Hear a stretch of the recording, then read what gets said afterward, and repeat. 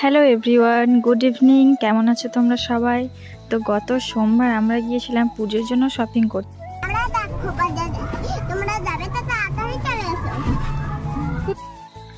আমরা এখন বোলপুরে পৌঁছে গেছি, আর বোলপুর এসে আমরা প্রথম চলে গেছিলাম অ্যাডো বাজারে। ওখানে যাওয়ার পর বড়দের আর কোনো ড্রেস আমাদের পছন্দই হচ্ছিল না, তাই শেষমেশ মলের জন্য একটা ড্রেস কিনে বেরিয়ে এসেছি।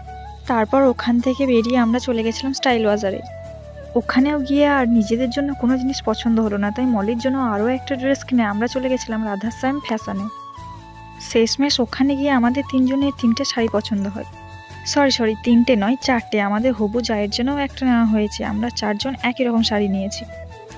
তারপর ওখান থেকে বেরিয়ে চলে গেছিলাম স্টুডিওতে আমাদের বিয়ের অ্যালবাম কতটা হয়েছে সেটাই দেখার জন্য। শাড়ি ছাড়াও আরও কী কী শপিং করেছি সেটা তোমাদেরকে পরের ভিডিওতে শেয়ার করবো। আজকের মতো টাটা, বাই।